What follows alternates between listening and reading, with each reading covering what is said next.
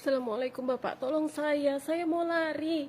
Tapi saya takut ditangkap polisi. Dua anak buah kapal, ABK, dan satu balita mengalami kecelakaan di perairan Karimun pada Senin tanggal 6 Januari. Kak, adik saya berangkat dari Dumai naik kapal ke Malaysia. Mereka katanya punya paspor, tapi sampai sekarang belum ada kabar. Ada yang di MSN untuk meminta saya men-sharing pengalaman dia. Tapi dia tidak mau disebutkan akunnya karena untuk menjaga privasi. Lagi-lagi berita duka datang dari TKI ilegal yang bekerja di Malaysia. Assalamualaikum warahmatullahi wabarakatuh. Apa kabarnya sahabatku semua? Berulang kali dan mungkin banyak sekali saya membuat video kalau mau balik atau mau pulang ke tanah air jangan sampai lewat jalur ilegal. Dan saya juga sudah memberikan informasi yang sekian banyak betul. Tetapi entah kenapa masyarakat kita sulit diedukasi. Sudah banyak korban berulang kali. Tenggelamnya kapal yang ditumpangi oleh TKI ilegal yang mau pulang ke tanah air ini bukan hanya satu kali, dua kali. Tetapi hampir setiap kejadian seperti ini sering terjadi. Lantas kenapa para sahabat-sahabatku semua mengabaikan hal seperti ini? Padahal tahun kemarin Malaysia telah memberikan program yang sangat luar biasa. Pulang cukup bayar denda Rp500, bisa lewat jalur depan. Meskipun Anda di blacklist, tetapi kan itu suatu hal yang sangat bermanfaat bagi TKI yang ilegal bekerja di Malaysia. Di sisi lain, banyak TKI yang lebih terpengaruh dengan oknum-oknum yang tidak bertanggung jawab yang memulangkan pekerja Indonesia yang ilegal dari Malaysia ke Indonesia. Bahkan ada yang sudah terang-terangan promosi di media sosial TikTok. Untuk sahabatku semua, di saat cuaca yang sangat buruk seperti ini, jangan sampai kalian pulang lewat jalur ilegal. Dan mirisnya lagi, korbannya itu ada anak kecil ya. Jadi penumpang kapal tersebut itu kelebihan muatan sehingga mesin rusak, kapalnya terhantam ombak. Berikut beberapa video informasinya. Speedboat bawa PMI ilegal. Kecelakaan laut kembali terjadi di awal Januari 2025. Membawa 7 pekerja migran Indonesia yang ilegal dan akhirnya tenggelam di lautan. Tekong dan seorang anak buah kapal ABK tenggelam di perairan internasional. Informasi awal diterima kantor SAR Tanjung Pinang dari Police Operation. Jadi saran saya, kalau di saat cuaca seperti ini, sahabatku semua, jangan sampai melakukan hal yang sangat konyol. Lebih baik bayar denda 4.000, 3.000, 5.000 asal selamat lewat jalur resmi. Di blacklist nggak masalah, daripada kalian sama saja pulang dengan jalur ilegal belum tentu selamat. Ini sangat-sangat berbahaya ya. Dan mirisnya lagi, korbannya ada seorang bayi.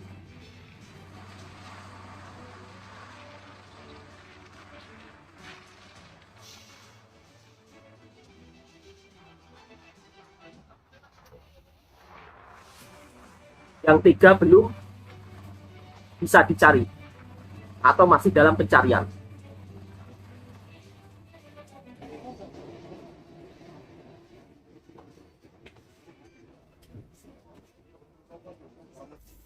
Oke, sebentar.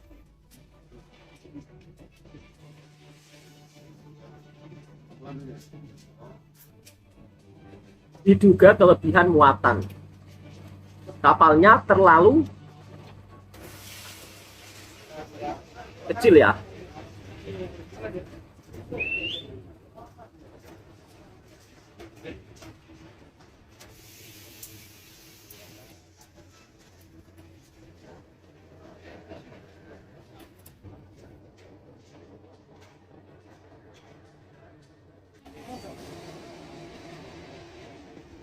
dari Johor Bahru Malaysia mau ke Batam. Oke, sebentar.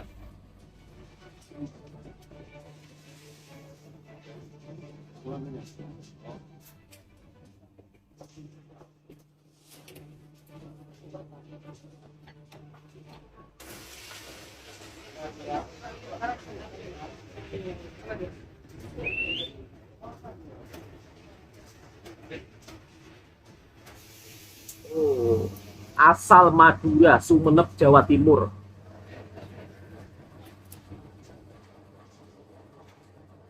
Hal seperti ini jangan sampai ditiru ya sahabatku semua. Ini sangat berbahaya. Dan ini berita resmi dari Batam Pos.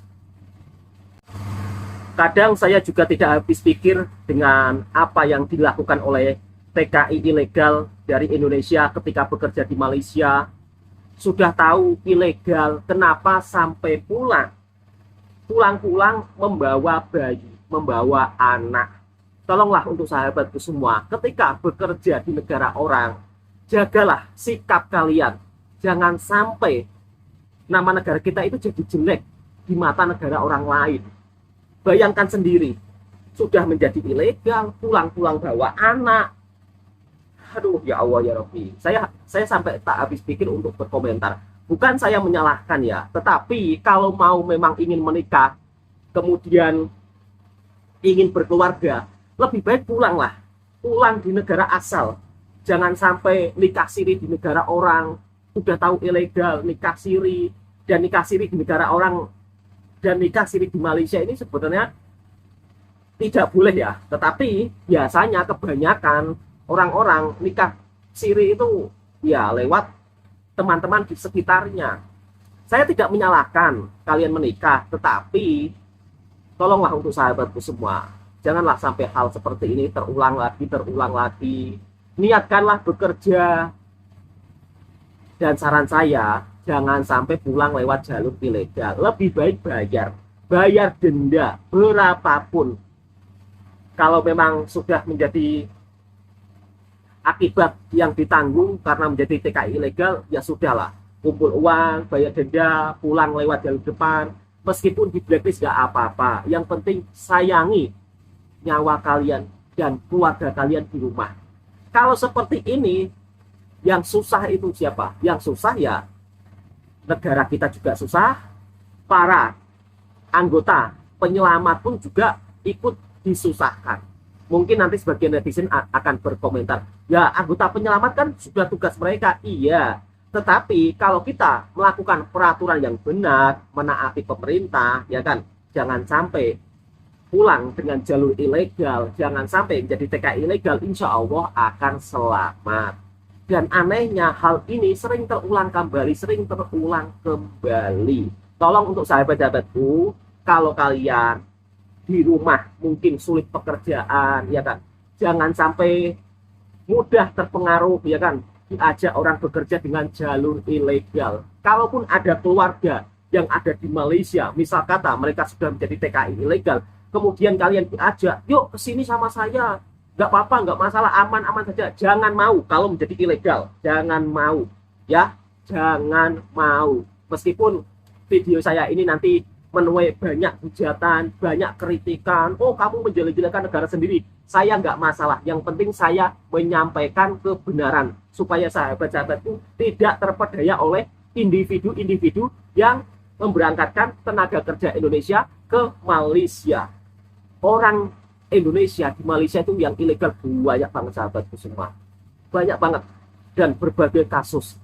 Mudah-mudahan hal seperti ini menjadi pengajaran untuk kita semua. Dan berikut beberapa korban-korban orang yang menjadi TKI ilegal akibat diberangkatkan oleh individu-individu yang tidak bertanggung jawab. Kalau mau bekerja ke negara orang, lewat PT, lewat jalur yang resmi. Dan inilah resikonya menjadi TKI ilegal di Malaysia. Bukan hanya di Malaysia saja, tetapi kalau ke negara lain menjadi ilegal, pasti Anda akan dibuat susah payah hidup di negara orang tanpa dokumen. Jangan mudah terpengaruh iming-iming, oh gajinya besar, cukup syarat ini aja. Nggak bisa seperti itu. Semuanya kalau mau masuk ke negara orang, kalau daftar di PT yang resmi, semuanya ada kepelatihannya. Jangan sampai kalian dijadikan korban untuk menjadi TKI ilegal di Malaysia. Kak, adik saya berangkat dari Dumai naik kapal ke Malaysia. Mereka katanya punya paspor, tapi sampai sekarang belum ada kabar. Terakhir kali kata adikku sama mamaku, selama 5 hari mereka tidak dibenarkan pegang handphone. Dan ada lagi komen berikutnya, mamaku sekarang gak tenang kakak, mau tahu sebenarnya ini ilegal atau legal. Karena sampai sekarang mereka tidak ada kabar dan mamaku ketakutan. Oke, begini loh sayang. Kalau mengikut cerita yang kamu sampaikan ini jelas-jelas ilegal, pendatang haram kalau kata orang Malaysia. Cuma berkali-kali ku himbau kakak dan banyak kali ku buat di videoku, jangan mau masuk ke Malaysia ini melalui jalur yang tidak sah atau jalur ekspres yang tidak jelas. Tidak ada namanya datang ke Malaysia ini kamu masuk hanya sebagai pelancong saja, ya. Deal, oke, kamu mau kerja, perjanjian kerjanya itu hanya mulut aja, janji manis aja, rayuan gombal aja, nanti disediakan permitnya, dikasih gaji enak, begini begitu, kamu percaya. So besok pasporan, 2 hari lagi berangkat. Itu penipuan dan termasuk pemberdagangan manusia. So apa jadi dengan mereka ini? Kenapa 5 hari gak dikasih megang handphone? Karena biasanya mereka ini akan ditampung di sebuah rumah penampungan sebelum akhirnya mereka diperjualbelikan atau diagih-agihkan kepada majikan yang membutuhkan, dan agen itu nanti akan dapat uang imbasannya atau uang pampasannya. Posisinya ini aku lagi di Siantar di pajak Oras, so jangan terkejut melihat klaksonnya nggak berhenti-berhenti ya, karena di sini walaupun lampu merah akan tetap diklakson karena mereka berharap ada jalur terbang dari atas, dimaklumin ya. So begini loh sayang, nanti kamu jangan terkejut kalau kenyataannya gaji adik kamu itu akan ditahan. Dan kemudian kalau ternyata adikmu itu dipekerjakan di tempat majikan yang gak bagus, seperti mana kasus-kasus sebelumnya yang saya bantu, ya, makan gak dikasih, tempat tidurnya tidak layak, tidak ada istirahatnya, kerja dari jam 4 pagi sampai kepada jam 1 pagi, makan nasi beku, makan sisa-sisa, sehingga akhirnya dia minta pulang tapi disuruh pula bayar 20 juta sama agen abal-abal tadi. So sekalian perhatian ya, bantu kalian repost kepada semuanya, jangan gampang tergiur datang ke Malaysia bekerja dengan jalur ekspres yang hanya dijanji-janjikan. Perjanjian kerja itu harus jelas, ada hitam di atas putih, menatakan di mana kamu bekerja, gajimu berapa, dari jam berapa ke jam berapa, ya kan. Kemudian hari apa cuti kamu, itu jelas. Dan kemudian ada calling visa, medical di sini sampai di sana pun medical gitu. So kalau ini memang pemberdagangan manusia. Mudah-mudahanlah sehat-sehat adikmu ya. Kita tahu ekonomi itu sangat terjepit sekarang, tapi tolong jangan susahkan dirimu. Ada yang DM Miss N untuk meminta saya men-sharing pengalaman dia, tapi dia tidak mau disebutkan akunnya karena untuk menjaga privasi. Jadi dia dapat 2 pengalaman selama bekerja di Malaysia. Pertama, dia masuk ke Malaysia, dia ikut kontrak. Lama kerja dengan satu majikan 10 tahun. Ya. Sampai Lepas itu 10 dia tidak tahun. mau sambung lagi karena dia jumpa seorang kawan yang bagi tahu informasi dekat dia kalau tak perlu ikut kontrak. Jadi disuruhlah masuk melancong, ya. Kemudian dia ikut masuk melancong dengan visa turis sampai mati visa dan bekerja di Malaysia. Berapa lama dia bekerja? 5 tahun. Lepas itu dia kena tangkap dalam operasi. Kemudian dideportasi pulang ke Indonesia. Sekarang di kampung dia sudah tinggal 1 tahun selepas dihantar pulang. Sedihnya kenapa? Karena sekarang dia dapat tahu yang dia ada penyakit dalaman. Ada penyakit kronik. Dia ada 2 pengalaman, 1 ikut kontrak, 1 kerja di luar secara bebas. Jadi dia meminta Miss N untuk sharing. Kalau ikut kontrak itu lebih baik daripada kerja sesuka hati. Ya. Ikut kontrak setiap tahun ada medical check up, ya, dan bahkan majikannya selalu bawa dia pergi check up. Sakit sedikit tak dibiarkannya pergi check up. Tapi selepas dia kerja di luar, tanpa dokumen, tanpa izin kerja, tanpa majikan, Waktu tidak tentu. Kerjanya ke sana ke sini, harus bayar kontrakan sendiri. Bebas bergaul dengan siapapun, ya. Sampai akhirnya tidak pernah check up dalam setiap tahunnya. Mungkin dianggapnya remeh-temeh body check up itu ya. Selepas pulang ke Indonesia, badan sudah ada penyakit. Jadi bagusnya ikut kontrak itu karena kita ada medical check up, ya. Dan kita ini pengeluaran kita di manage karena kita ada di dalam rumah majikan, kerja ikut dengan majikan, terus itu gaji pun masuk, tak perlu bayar rumah, apalagi bayar ongkos pergi kerja. Jadi duitnya utuh. Bahkan ada majikan yang bagus, dia belikan semua keperluan kita di rumah. Dan dia pun ada cerita kalau masa kerja ikut kontrak 10 tahun, dia sudah boleh membangun rumah, beli tanah, ya. Bahkan dia boleh menyekolahkan adik-adik Masya dia. Allah. Karena duit itu terkumpul ya. Dia tidak membiayai hidup dia di negara orang. Semuanya ditanggung sama majikan. Ketika dia masuk secara ilegal, kerja secara ilegal, dia tidak ada simpanan dalam masa 5 tahun itu. Ya. Dia harus bayar kontrakan sendiri, dia harus beli makan sendiri, bahkan dia harus cari duit untuk ongkos pergi kerja, ya. Lepas itu banyak scammer ya. Nah, kena scammer juga yang datangnya daripada orang senegara sendiri, ya. Pinjam duit nggak dipulangin katanya gitu ya. Jadi dia sharing dengan Miss N, memang bagus Miss N kerja ikut kontrak itu. Ketika saya pulang ke Indonesia selepas dideportasi, ternyata saya ada penyakit kronik. Jadi hasil kerja dalam 5 tahun udah nggak dapet, pulang sakit. Ini sangat miris dan sangat-sangat disayangkan, dan itu jangan sampai terjadi kepada kita. Betul, Mbak. Ya. Dia sharing untuk supaya kalian Betul. sadar dan lebih mementingkan kontrak kerja ya di negara orang, menggunakan izin kerja Betul. yang sah supaya kesehatan kamu bisa di follow up setiap tahunnya dengan medical check up. Duit pun tidak habis Betul. kemana-mana, kerja pun tidak kalang kabut. Betul apa tak betul? Setuju. Komen kalau kalian ada pengalaman yang lain.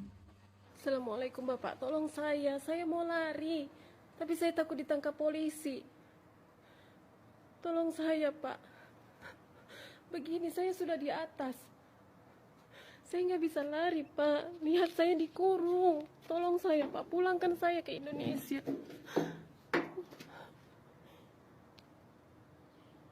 Ini nampaknya bekerja di Arab ya, menjadi korban oknum yang tidak bertanggung jawab, pekerja ilegal.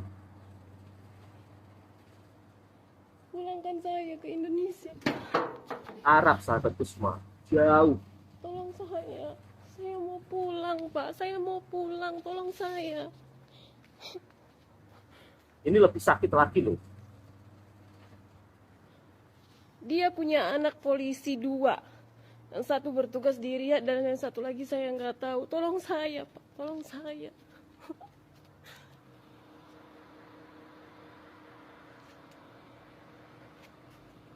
Saya nggak bisa pergi Pak, saya dikurung. Saya minta lari pun saya nggak ada iqamah. Assalamualaikum, nama saya Rina binti Kosasi. Saya diterbangin secara ilegal oleh Pak Haji Andre sama Bu Haji Lia. Saya dijanjikan terbang ke Dubai, tapi malah diterbangin ke Qatar. Terus saya dimasukin ke kantor yang tak layak, yang dikasih makan cuma 1 kali sehari. Saya mohon bantuannya sama pemerintah supaya saya bisa dipulangin dari sini.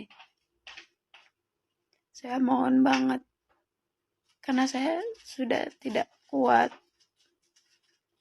Yang cuma 1 hari dikasih makannya itu pun jam 2 siang, terus kadang-kadang enggak nasi, cuma roti doang. Saya sekali lagi mohon bantuannya, Pak. Dari atas kejadian video-video tadi, kita mengambil pengajarannya yang sangat penting untuk sahabat-sahabatku. Saya paham ekonomi di kampung sulit, tetapi kalian jangan sampai mengambil jalan yang sulit lagi. Jangan mudah ditawari oleh oknum-oknum yang tidak bertanggung jawab memberangkatkan kalian bekerja ke negara orang dengan cara yang tidak benar. Tolong harus waspada, terutamanya orang-orang yang berada di kampung-kampung yang kadang-kadang tidak melihat informasi dan tidak mau mencari tahu dulu. Jadi setidaknya di sini saya ingin bersuara dan sebarkan video ini kepada sahabat-sahabat semua agar kalau mau bekerja ke negara orang lewat jalur resmi. Pada video cerita dari salah satu TKI yang bekerja di Malaysia menceritakan ada salah satu temannya yang dimana pernah bekerja ikut kontrak sampai 10 tahun dan alhamdulillah nyaman, enak. Kemudian dia diiming-imingi temannya tak payah ikut kontrak lagi, bekerja cukup pakai paspor saja, tetapi pulang-pulang justru bawa penyakit. Jadi saran saya, kalau bekerja di negara orang, bekerjalah dengan secara resmi. Dan alhamdulillah saya di Malaysia bekerja secara resmi. Di sini memang saya juga berikan fasilitas yang sangat bagus. Kemudian dari soal segi perlakuan kepada saya sangat kagum sekali. Saya mendapat bos yang sangat baik sekali, bos daripada Malaysia. Banyak sahabat-sahabat semua, bang, bosnya orang Melayu, orang apa? Bos saya orang Melayu dan saya sangat bersyukur lah. Mungkin tidak semuanya orang mempunyai pengalaman seperti saya, tapi setidaknya di sini saya bekerja di Malaysia diperlakukan dengan sangat baik. Dan untuk sahabat-sahabatku semua, stop untuk menjadi TKI ilegal. Kadang-kadang ada orang yang sudah tahu resikonya menjadi TKI ilegal, tetapi juga diterjang. Stop ya, stoplah sahabatku semua. Dan untuk para ibu-ibu, bekerja di negara orang itu tidak mudah. Jangan mudah tergoda diiming-iming gaji besar, tetapi kalian tidak tahu sejelasnya, hanya ikut saja, ini sangat berbahaya. Jadi saran saya, kalau ditawari oleh orang untuk bekerja ke negara orang, jangan sampai mau. Sebab kalau kalian mau bekerja ke negara orang itu mesti daftar di PT-PT yang resmi. Bekerja secara ilegal juga dilarang pemerintah Indonesia, dan ini merugikan negara kita tercinta. Paspor kita jadi lemah, nama negara kita jadi jelek, dampaknya sangat banyak lah. Oke, cukup sekian, mudah-mudahan video ini juga bisa memberikan informasi dan edukasi. Yang suka dengan videonya Bang Toha Channel, silahkan tekan tombol merahnya, subscribe, komen, dan bagikan ke sahabat-sahabat Anda semua. Assalamualaikum warahmatullahi wabarakatuh.